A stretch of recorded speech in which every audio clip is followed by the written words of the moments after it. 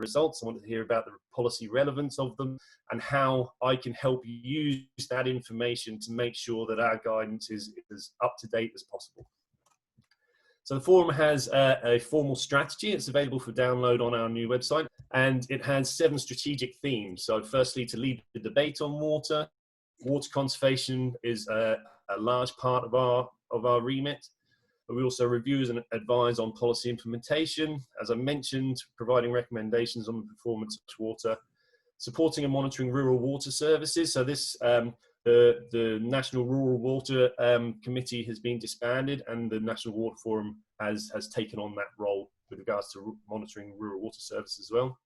We also lead on public awareness and education, and to support and promote public consultation. And you may be thinking, well, we haven't heard much about the water. Obviously, it's certainly not leading on public awareness and education at the moment, and that's really a function of our newness and the fact that we've only had staff on board for the last 9 months or so. But over the coming months, you're going to be hearing more about us, both hopefully in media, but also in terms of linkages with key stakeholders as well. So how do we work internally? Who are we and what do we do, and how does the forum work? As I mentioned, we have our chairperson, who's Tom Collins, and he's supported by the senior executive officer who's based in Tipperary County Council, who are the administrative. We then have myself as research lead, and we have Dr. Greta McCarran, who's communications and education lead. And then we have a bit of a gap at the moment because we don't have anybody working as our technical lead with a focus on water and wastewater services. But do watch this space. We hopefully will be having a recruitment advert out in the coming weeks. So that position will be postdoctoral position focusing on water and wastewater services. So if you're thinking about potential, do keep an eye out for that advert in the coming weeks. And in terms of the structure of the forum, we have the plenary group, which is all 28 members, and that is where our work gets ratified and discussed, and it's also where we have a lot of presentations for external stakeholders coming in, for example, Irish Water, the CRU, or any other body that is invited to present work. We also have, supporting that plenary group, is that we have 2 standing committees based on catchment management, which reflects our river basin management role, but also water services standing committee relating to our Irish Water and CRU engagements as well. And then that we have specific working groups that provide detailed analysis that feeds up that chain towards the plenary. And so how does all this come together? We have our strategic plan, which I've spoken to you briefly about. That's supported by a communication strategy, and then feeding into that communication strategy and achieving the strategic plan, we have a research strategy, which should hopefully be published in the coming weeks as well, and our education strategy, which is in development also. And so on the research strategy, what does that involve? Because that's really what we're here to talk about, and how the help communicate research that's out there.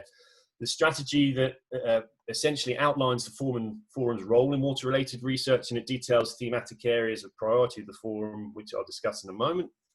And it highlights aspects of importance to the forum that sit outside of these thematic areas as well, because our remit is quite large.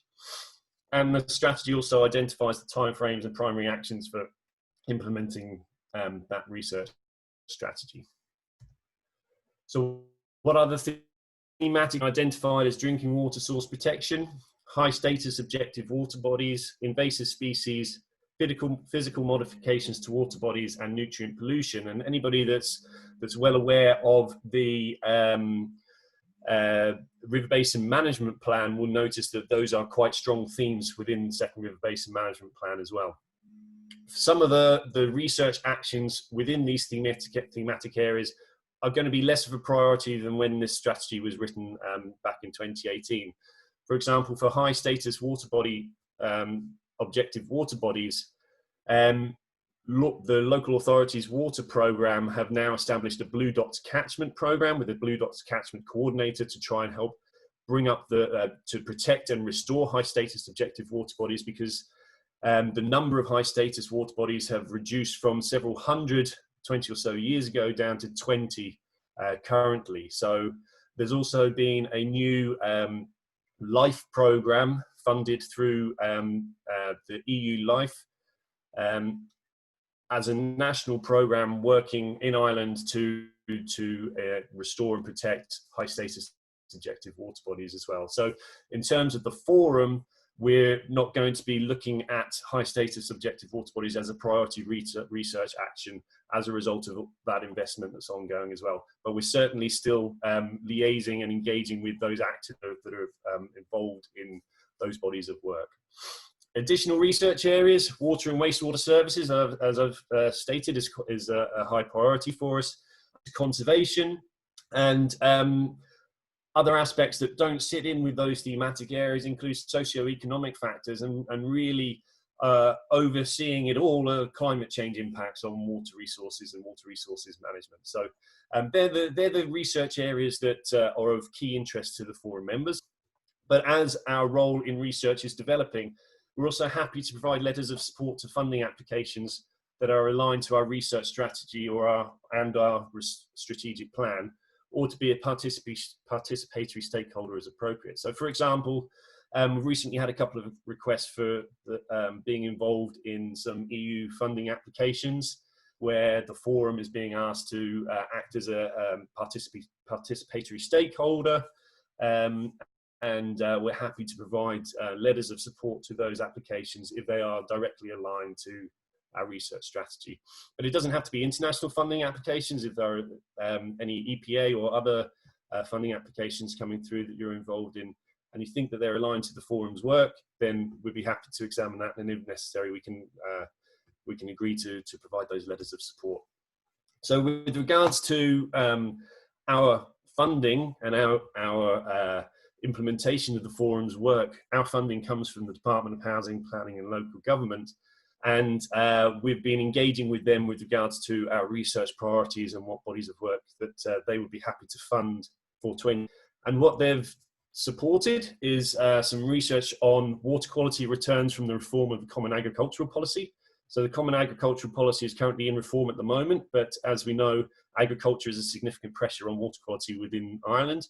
And so how can the reform of that, of the CAP, help to make improvements in water quality rather than the continued degradation that we've been seeing over the last few decades?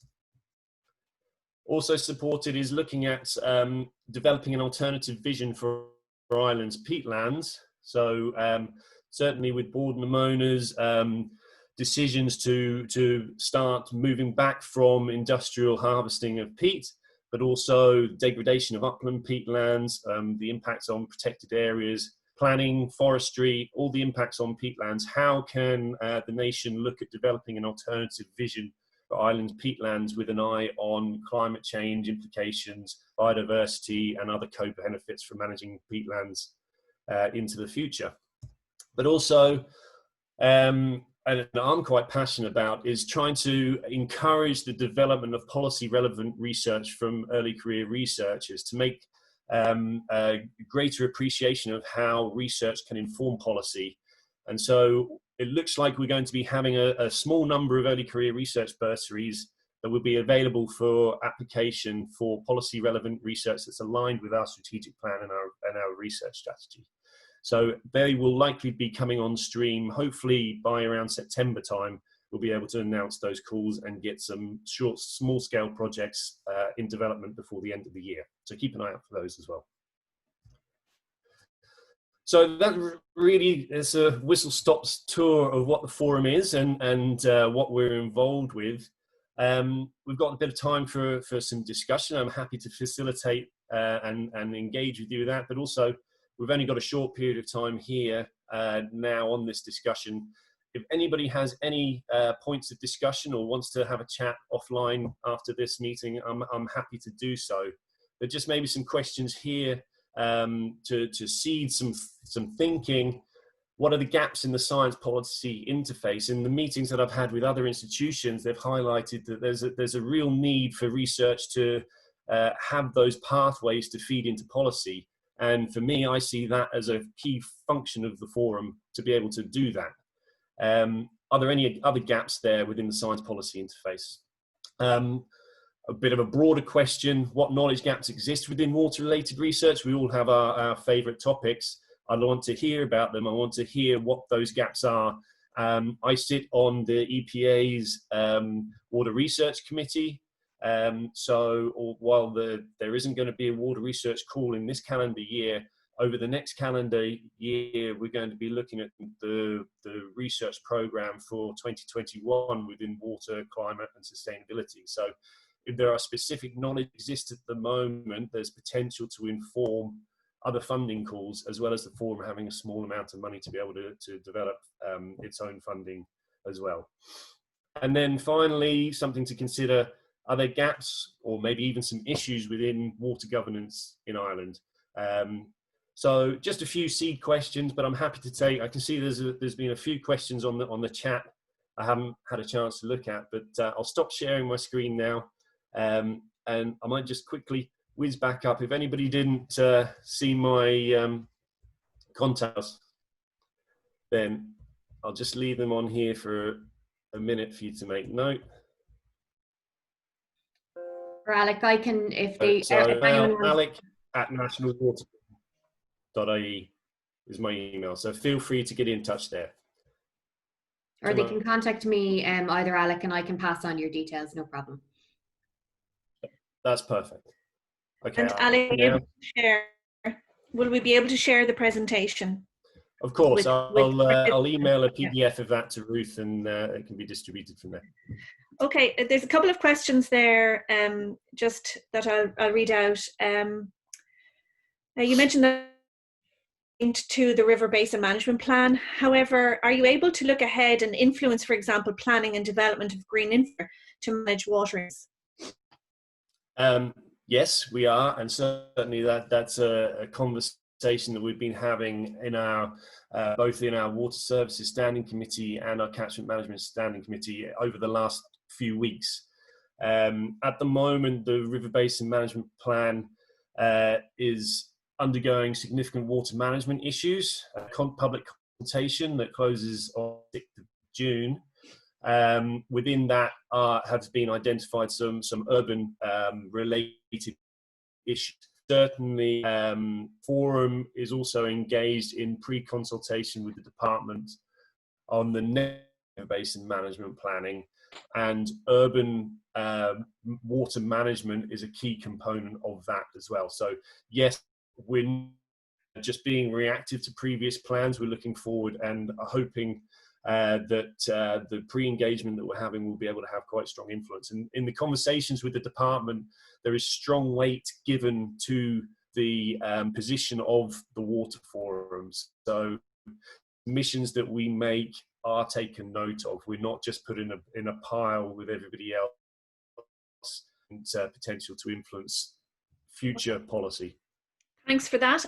And another question there is, you referred in your talk to policy related funding. Most water related research can have an impact on policy. How do you define policy related research then? Because, for example, in the EPA calls, there to their own requirements to monitor or to respond, or so how do you define in your selection of, let's say, funding policy related research? Okay, so that's not an easy question to answer, but really what we do is look at the policy that is currently out there and identify what gaps there may be in delivering that policy. For example, there may be gaps in public participation in a certain policy. So improved, are there research questions surrounding those gaps that can be developed into? We do quite a lot of policy analysis and looking at what's working, what isn't working. Oh dear, hope we don't and a key component, for example, sorry? Oh dear, have I frozen? You froze for me, maybe everybody else is okay. Fine. Yeah. Yeah, okay, great. Okay. Just as a quick example, the Water Services Policy Statement provides remit for the forum to examine be a key player with regards to water education and water awareness, conservation, but also in the Oireachtas Joint Committee on Water. In 2016, there was a request to examine how building regulations can be improved to promote water conservation. Right. So that's a key component of the forum's work moving forward. So that is one aspect of policy-related research. Okay, super. I'm just kind of going through some questions, and then we'll give some chance to people as well. There's another question from April Stalkup. She previously served on the Water Quality Advisory in the US, and one of their members represented a multinational company, provided them with insight into water issues policies in third world countries. Does your panel have such representation? We have representation of Irish business, but we also have members that have had working in water-related work in the third world as well. So whilst we don't have a specific remit with regard to policies in third world countries, we do have experience on there, but certainly if there is potential for them to expand in that way to how Irish-related work can be have international impact, then that's certainly something we'd be keen to consider. But primarily our focus is on Irish-related water issues. So, Alec, in that regard, you might be aware of the the UN GEMS Water Initiative that is being led out of UCC. Yes, that's right. And that's right. I met with UCC Energy. Just April, will you just hold on? I just want to go down through the next question, and we'll give 5 minutes at the end for some open questions. Thanks. Sorry to cut across there, Alec. The next question, again from April. Clearly the distribution system has some issues. Does Irish Water have a systematic plan for replacement? Does your forum have any input into this? Could this fall under water? Yes, we have multiple avenues of engagement with Irish Water. First of all, we have a high level engagement team that meets with Irish Water on a fortnightly basis. Secondly, we have engagement where the specific Irish Water teams come to present to the forum members, answering specific questions the forum has put to Irish Water. Sometimes we get straight answers, sometimes we don't. So it's a process of relationship there. Yeah. Sorry, I'm just looking at systematic plan for replacement, presuming with regard to leaking pipes. That is, yes, they are working on reducing their leakage. Is that going to mean systematic replacement? That's up for debate. It's certainly a high cost process to undertake.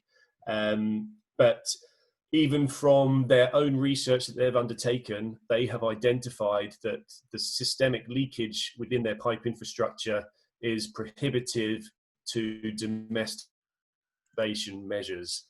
So if you're trying to encourage the general populace to preserve water, an immediate response is, well, 40+% of potable water is leaking through the Irish water system. Why should we change our behaviour when that's happening? So they are aware of it.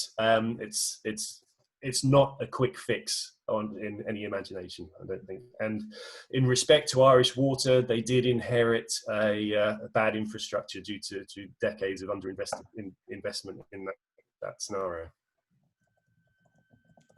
Okay, that's great. Thank you for those answers. I have another one, I think. Is there a channel that the Water Forum uses to engage with? Okay, we have specific industry stakeholders on in our membership. So IBEC sit on the forum. We also have trade union executives. We have tourism and the hotel industry. And we also have 3 agricultural representatives as well. I guess it depends on how you term industry. We do have industrial representation there, but certainly we're always open to further engagement with industry. Okay, thank you. And thank you for the very short and snappy answers. It's very helpful. We have got 4 minutes left to have, I know April had a question that she'd like to ask, and if anybody else would like to ask a question, maybe just quickly tell me if question. April's up first, and anybody else got a question? Because we'll probably finish with 1 or 2.